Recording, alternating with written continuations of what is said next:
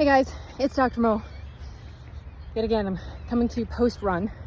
I actually wanted to do a video today when I was dressed up because I went to the Go Red for Women luncheon, which was an honor. I represented Memorial Hermann, the Woodlands, which was, like I said, it was an honor. It was very good. Good to talk to some people. Good to learn some interesting statistics I did not know about heart disease and stroke. And a lot of it was about how women don't present the same as men working in emergency medicine. I certainly know that, so that wasn't something new. But it got me thinking a lot, especially because my younger cousin just had a stroke this week. And he was always active, always in the military. I also learned today that veterans are at a higher risk. And obesity is a risk factor. I've said this before, for 237 different conditions that we know of. But heart disease and stroke are definitely two of them, okay? And when I say stroke, well, I shouldn't even say. I was going to qualify clotting stroke versus bleeding stroke. Oh, by the way, this is not medical advice. This is general advice and my experience with the Go Red for Women luncheon today. I don't give medical advice on social media. I don't give any advice, really. I tell you what's floating around in this snow globe brain of mine, and that's about it. So anyhow, the things that I learned today, though, important things, right? I was talking about hemorrhagic versus clotting strokes, bleeding versus clotting strokes. And the point of that being high blood pressure often causes bleeding strokes, right? And a lot of people don't understand this, which is fine. It's not their job. It's my job, right? If they show up in the ER. But you look upstream, literally upstream, right? And looking upstream to these diseases, right? My cousin is, I'm doing math here, I think 46, 47, mid 40s, right? Solid mid 40s. Was always active, military. My dad asked me a couple weeks ago, now, do you have someone in his state that can help him? And literally less than a week later, he had a stroke. I'm like, crap. You know, we're coming at this from the wrong way as a profession, right? Because really, this whole thing today was about prevention, but we don't really work on prevention, right? I went to see my primary doctor a year ago and said, I can't control my eating. My brain won't let me. I don't know what to do. I need help. And he's like, well, you know, do you have a church? And I said, yes, I do. You know, and I'm in 12-step, which I told him. And, you know, I'm very spiritual, mostly religious, a little bit, anyway. Depends, you know, I have my beliefs, right? If you want to know what I believe, go buy my book. Or just ask me. Email address is on the website. Anyhow, not that anybody cares. My point is, he pretty much said, eat less, move more, and find God, right? Well, I have a church that we were going to regularly at the time. I haven't been lately so much. Super active in 12-step. Have been since 04, off and on, but now way on.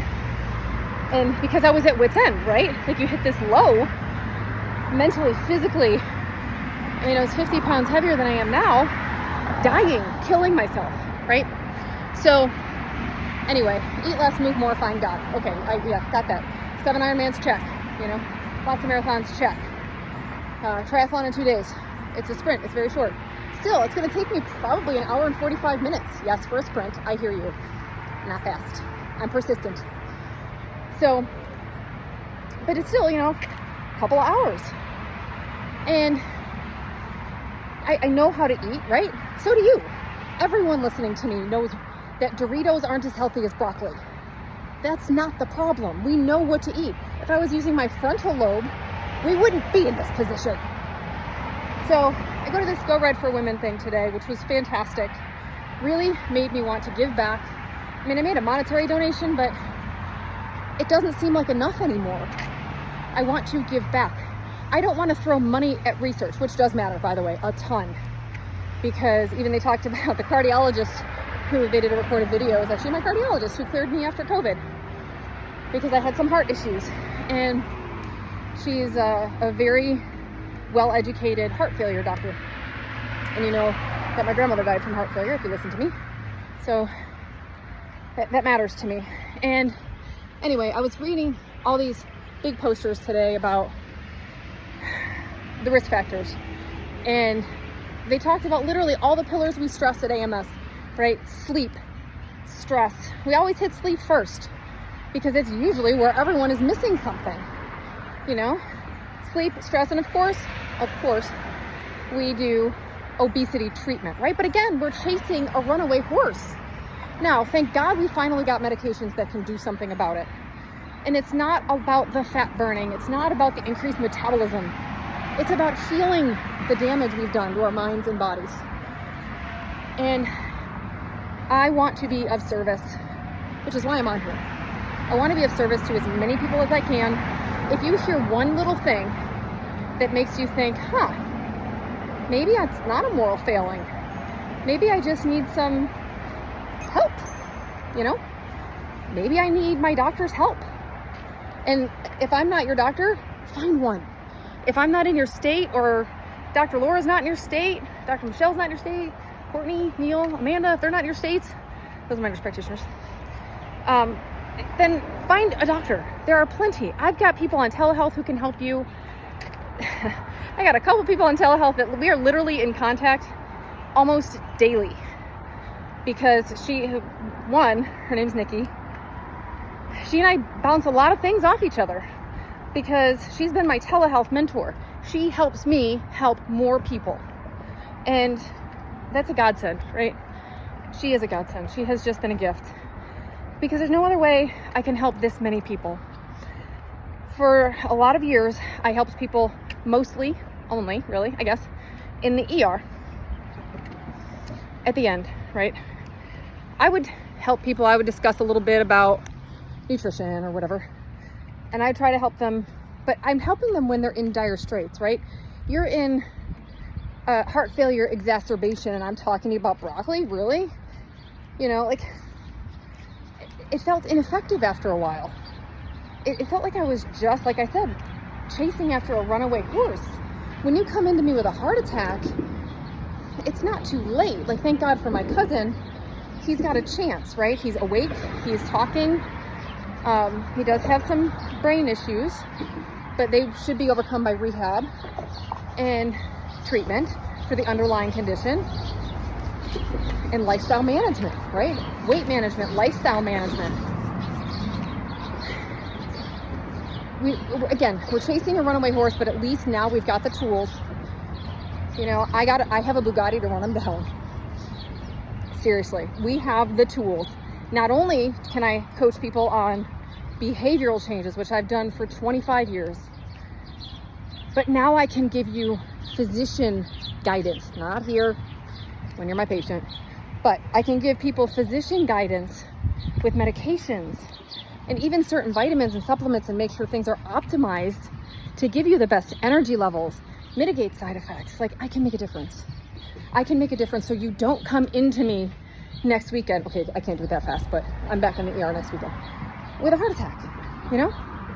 And you know what? And you can do everything right, you know, and still have a heart attack. I understand that. But like my lawyer likes to say all the time, this is about risk mitigation. You know, it's the serenity prayer. You know, grant me the serenity to accept the things I cannot change and the courage to change the things I can. Do you have the courage to change the things you can?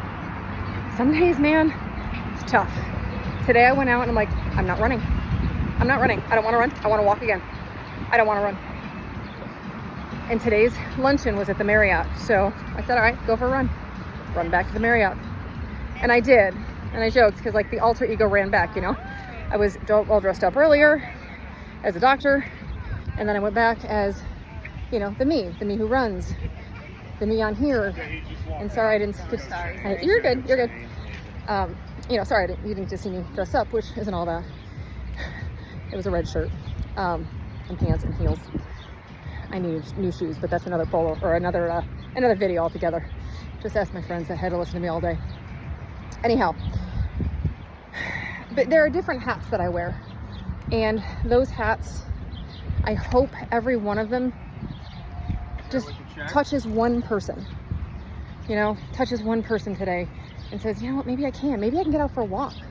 Maybe I can go to my doctor and get that cardiac clearance. Maybe I can make a difference. I had someone take my card today because they're like, I got to give this to my business partner. He was on Ozempic before, but his doctor just gave him 3 months and he just got tired of taking it because the side effects were crappy and his doctor wasn't helping him.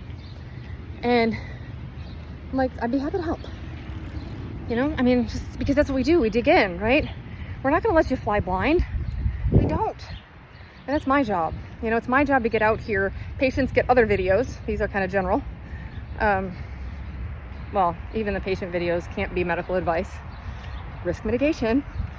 But it's just, you're not alone. You're not alone. I was there. I don't want you to be there anymore. So if any of this helped you, share it with somebody. Like and subscribe, because I really would like to do mobile lives and I can't till I hit 1,000. So come on, get me there, because I don't feel like I want to do these live, not recorded. Anyhow, all right. It's Dr. Mo. We'll chat soon.